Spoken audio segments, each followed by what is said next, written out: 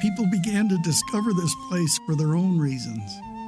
My wife Nellie and I were born and raised in the Los Angeles area. After we got married, which was in 1971, and we had our first child, we moved here to this little pioneer town, which it was then, one stoplight in this town. At that time, there was so little going on here that only two young hippie kids could even think that they could come here and make a go of it. But the thing that really brought us here, my wife's father was a building contractor, and he acquired some land up on the east boundary of Zion National Park, 5 acres with thick ponderosa pines. And then that became my focus was, wow, this place is unbelievable. The Zion National Park, I called it my solace, a place where I could go and have peace. My own ancestors were called by Brigham Young to come and settle St. George in 1861. Well, people are pouring in here now at an unbelievable rate. We just can't even comprehend what St. George has turned into. And I think Brigham Young, when he had his vision of what this community could be and looked over this valley, and he said there'll yet be built between these two volcanic ridges a city with towers and spires and all these people. He could see that somehow. I don't know if he saw McDonald's arches and some of those things, but visually he saw towers and spires, and that's what this town has now. The growth of that, I think, is stimulated by especially Zion National Park, Snow Canyon, the Red Cliffs, the scenery that's here. It's like a magnet. It draws people to us. Before we decided to buy a home, it was New Year's Day. I had walked into Snow Canyon and I'd fallen asleep.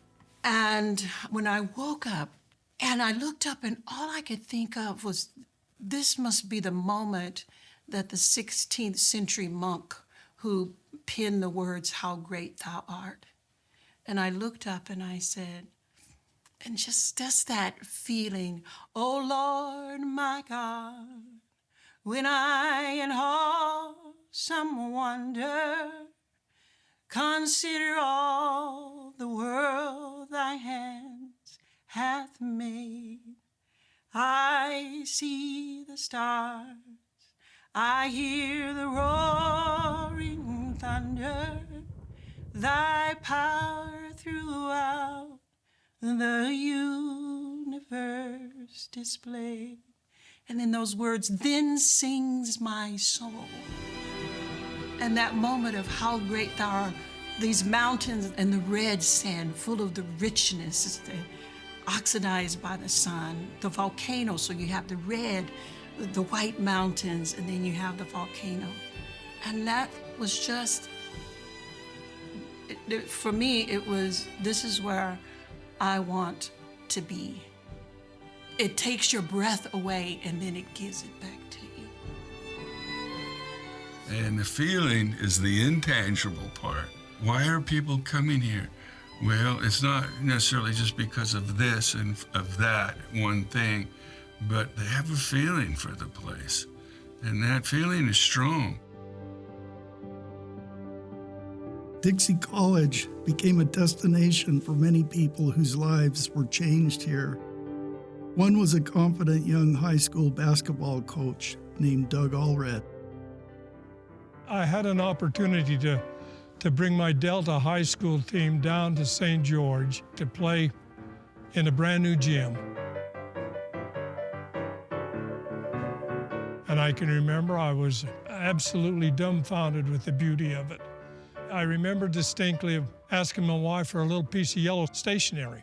Had birds on it and, you know, the little tiny feminine stationery. I wrote a letter, "Dear President Bruin, my name's Doug Allred. I'm basketball coach at Delta High School. Would you consider me as your basketball coach?" Well, about 2 or 3 days later, I got a phone call from President Bruin, and he said, "You're my new basketball coach." So that's how I got to Dixie.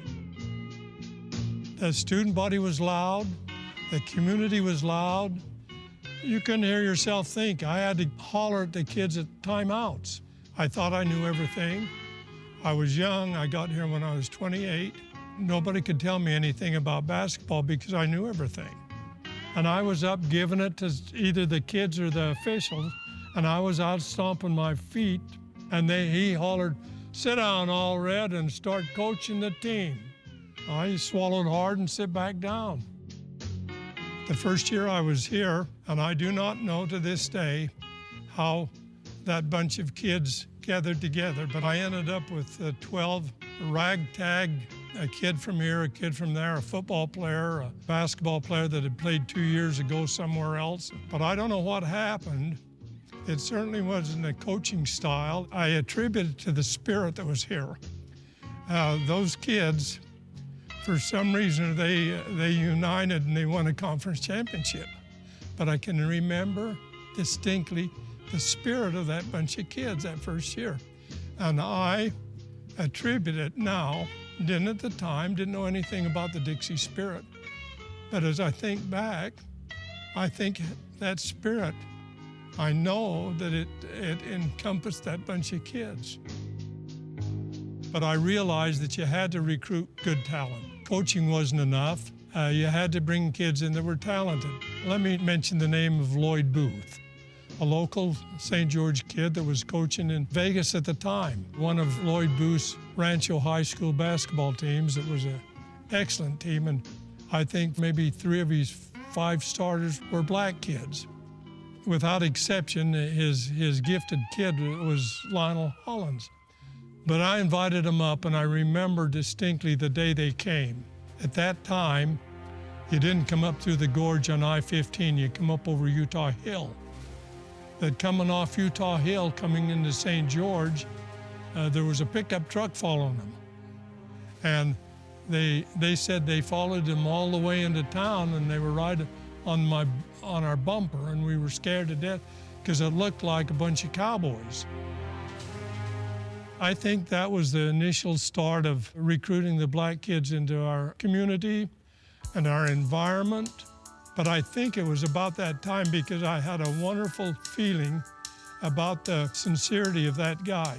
He was a gifted athlete. Talent-wise, probably something that I hadn't coached before. But I remember the first night, Lionel ends up with 22 or 27 points, and they all came easy. But I told Lionel, I said, "Lionel, that was phenomenal." But I said, we're going to play a little different style. You're gifted. Use one of those gifts to include everybody on the team. Take your shots. Make sure the other kids get their shots. And from that time on, he didn't average 27 points, but he could have got them. But I don't remember in coaching Lionel 2 years here, and this is quite a statement, but I don't remember him taking anybody else's shot. I think many times it was his maturity that superseded my obnoxious attitude at times. And if you look in those yearbooks, you'll find out that Lionel was the most preferred man. I thought it was a wonderful experience for him and for us. An emotional time for me. Through the years, the coach and player remained close. Lionel Hollins went on to play for Arizona State before he was drafted by the Portland Trail Blazers, where he won an NBA championship in 1977. He's since been a successful coach in the NBA. I love the community. There were a few rocky moments, but those rocky moments were always tempered by some other gesture that made those moments more profound. When I went to look for a home to rent, I was waiting for the realtor to come. When I'm sitting there, a police officer came because someone in the neighborhood had called. And the police officer walks up to my car and says, "May I help you?" And I said, I was not in need of help. So clearly there was someone in need of help, and it was not me if he had received a phone call. And he said, "Well, I received a phone call that there was a suspicious person in the neighborhood." And I said, "Well, I have been sitting in my car for 15 minutes. What was the suspiciousness of the suspicious person that you are looking for? Because I have not seen anything suspicious." The woman who I was renting the home from drives up puts her finger into the police officer's face and she says, "What are you doing accosting this woman? She's coming to look at my house to rent." At that moment, I was thinking, well, I'll just go along with it. There's no way I'm going to rent a house in this neighborhood. And actually, the next day, I received something from the city of Ivins. At my home in Las Vegas, they had found my address and had sent a fruit basket from my home to say I was welcomed here. I hadn't even moved. Someone called me, I didn't even know. A neighbor who said, "I heard your husband was sent on a tour duty. I want to come by and mow your lawn every week until your husband gets back home." I didn't know this person at all. But these kinds of things happen. They'll never make the news, but we have to know them, we have to be them, and we do them for others. I bet you more casseroles have been delivered in this community than in any other place, because that's just the kind of people that live here. They care about each other. I always say that's the paradox of a life story. There's always multiple angles and ways to see it, and we get to choose which one we're going to hold on to. When I would call people and I would say, my name was Janice Brooks over the telephone, they'd say, "Are you related to Juanita Brooks?" I said, "Well, I don't know." And then I would meet them in some place, and then they'd look at me and say, "Oh," and I'd say, "You never know." And so the cultivation of the spirit of Dixie, and how does that live itself out with our growth and our new neighbors? We're not throwing away something that's significant in our history, because I believe that with all the triumphs and tragedies, both have such great significance to us. We're a vibrant place. We're growing by leaps and bounds, one of the fastest growing cities in the nation. And so our neighbors are new neighbors. And our new neighbors come with a different set of language, put it that way. Because in the end, it's just a word. How does it live itself out in terms of the actions that I spoke of, where a welcome basket was sent to me? How does the spirit of the place and the inhabitants who say, "We are a place that welcomes all. We are a place that believes in family," which is why this place resonated so much for me. We're a place that believes in kindness and the goodness of spirit and caring for each other. And how do we do more of that? And what name might be given to that 100 years from now that we have created in this community?